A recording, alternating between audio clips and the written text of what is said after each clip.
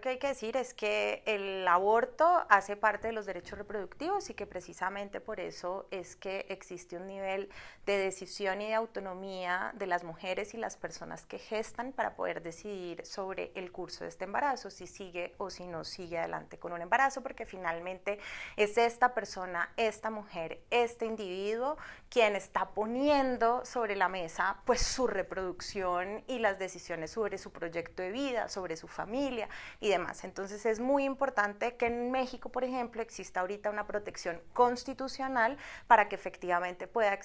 existir ese aborto a petición o aborto libre, como le llamamos en otros países. ¿A qué riesgo se enfrenta una persona que decide interrumpir su embarazo? Pues en países en donde todavía no está completamente despenalizado el aborto, como es el caso de México, que es un estado federal, en donde cada uno de los estados va a tener, digamos, que ir poco a poco adecuando su normativa para permitir el aborto libre, pues va a suceder que en algunos de los estados las mujeres no van a poder acceder libremente a este servicio, lo cual desde ya es una pues violación de los derechos humanos de esa persona que no va a tener un acceso disponible de calidad en el estado en donde vive y va a tener entonces que posiblemente buscarlo en la clandestinidad en ese mismo estado. En la clandestinidad, digamos, no es en sí misma el problema, sino que la clandestinidad puede traer temas de inseguridad e insalubridad que ponen en riesgo la vida y la salud de la persona que le va a tocar, digamos, buscar abortos fuera del sistema de salud.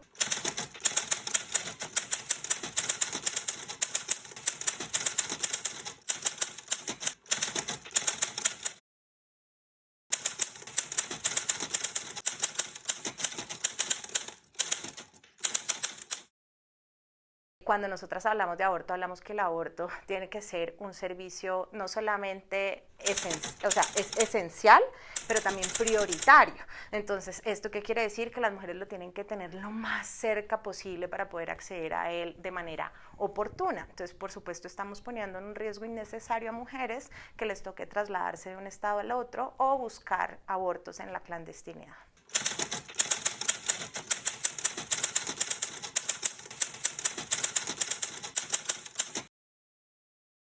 Sin lugar a dudas, cambiar los marcos legales es absolutamente prioritario porque es finalmente la ley lo que nos permite acceder o no y lo que nos permite entender que estamos actuando dentro de la legalidad y que estamos gozando de nuestros derechos. Entonces, por supuesto, la lucha se ha dado de alguna forma en poder cambiar esos marcos legales.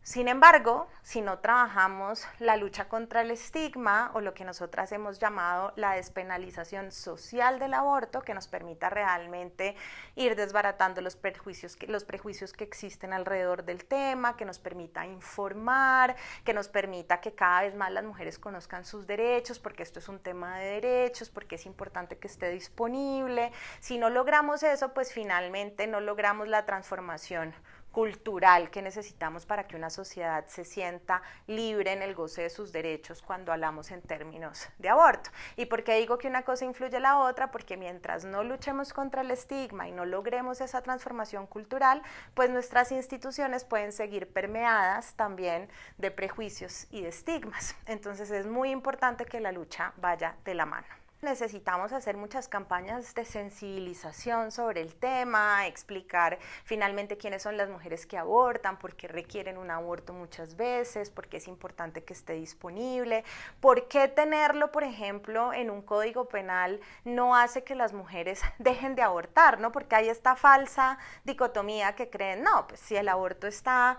penalizado, entonces las mujeres no van a abortar. Es mentiras. Si el aborto está penalizado, lo que estamos haciendo es empujarlas, como ya lo dije al inicio, a la clandestinidad y muchas veces a la inseguridad. Entonces ahí no estamos protegiendo a nadie, no estamos protegiendo ni a las mujeres ni a esa vida en gestación. Entonces qué bueno es poder informar, poder sensibilizar, poder capacitar y poder explicar que esto es un tema de salud en donde entre más oportunidades tengamos de acceder a información, a educación sobre el tema, pues cada vez menos vamos a tener que recurrir a abortos, ¿cierto? Porque las mujeres van a estar muy informadas sobre sus derechos, los hombres también, sobre métodos de planificación y demás, y vamos a estar entonces previniendo embarazos no deseados y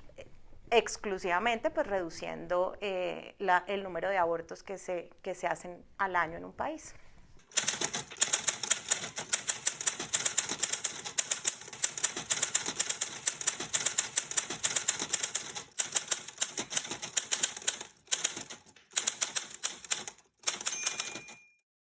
Ahorita que estamos pasando a un modelo de aborto libre, por lo menos en México, en diferentes estados de México, en Colombia, en Argentina, en Uruguay, pues vamos a empezar a ver también otras razones por las cuales las mujeres van a buscar un aborto, porque estaban en un momento difícil de su vida y no querían asumir una maternidad, porque priorizaron otras cosas, ¿no? O sea, creo que vamos a empezar a entender otras razones por las cuales las mujeres o las personas con capacidad de gestar van a recurrir a este servicio de salud. Lo lindo un poco de este tema que asusta muchas veces a las personas que tienen cierto prejuicio con esto es que creen que porque uno liberalice el aborto va a empezar a aumentar, ¿no? Los casos de aborto van a empezar a aumentar. Y en realidad lo que empieza a aumentar son esas cifras que empiezan a entrar en los registros oficiales, que antes no entraban en los registros oficiales porque había una penalización. Entonces, por supuesto que uno ve un aumento, pero con los años, precisamente porque como las instituciones de salud abren sus puertas, no solamente para abortar, sino además para dar información, para dar educación sexual, para dar anticonceptivos, para dar todo el círculo de salud reproductiva, pues con los años vemos que esas cifras que aumentaron empiezan a bajar también.